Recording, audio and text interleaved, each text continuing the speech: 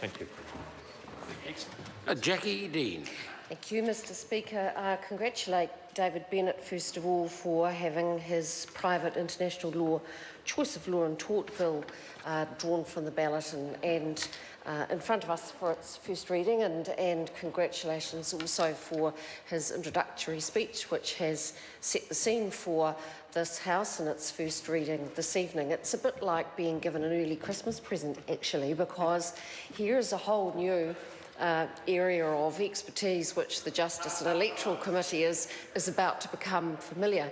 And in that spirit, I propose that we should put together a bit of a dream team, and so I'd like to see David Parker sub on to the J&E Committee for this item of business, because in his speech I welcomed and appreciated his inquiring nature as he approached this piece of unfamiliar law, which I have to say is even more unfamiliar to me, as I am not even a lawyer. So you will see some cheering ability from myself, but I'm looking to people like David Parker to provide some of the intellectual grunt as we consider this law. Having said that, even on a little bit of study this evening already and hearing some excellent speeches around the House, some of the fog is beginning to clear about the intent of this piece of legislation, about its intent to provide some clarity and some sanity in legislation or tort across jurisdictions. And I can see Dennis O'Rourke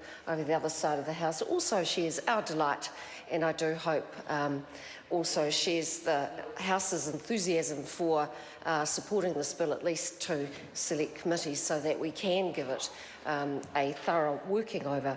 So I have very briefly looked at several of the cases that David Bennett did raise, and yes, indeed, we occasionally hear of incidents where there is a dispute, perhaps involving children, as the Attorney-General has noted, or perhaps involving some aspect of commerce where an agreement goes wrong.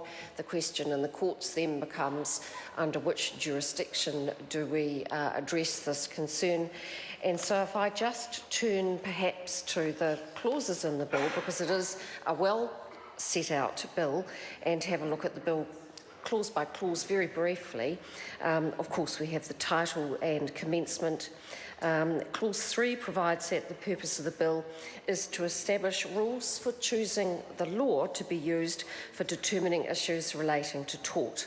Of course, clause 4 binds the Crown. Clause 5 states that the general principles relating to the applicable law for the purpose of private international law, and these are the characterisation of issues arising in a claim as issues relating to tort is a matter for the courts.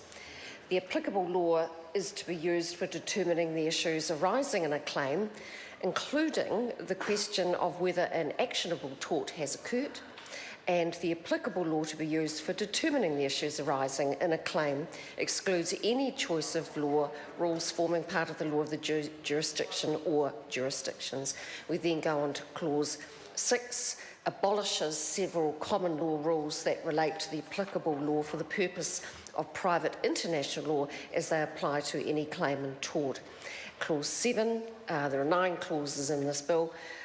Clause 7 provides that the general rule for determining the applicable law for the purposes of private international law is the law of the jurisdiction in which the events constituting the tort in question occur.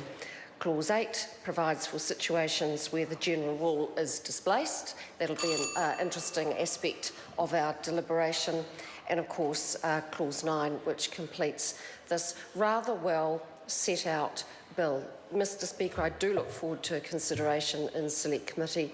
I sincerely mean this as an early Christmas present, because I think we're going to find it very interesting and very practical. Thank you, Mr Speaker.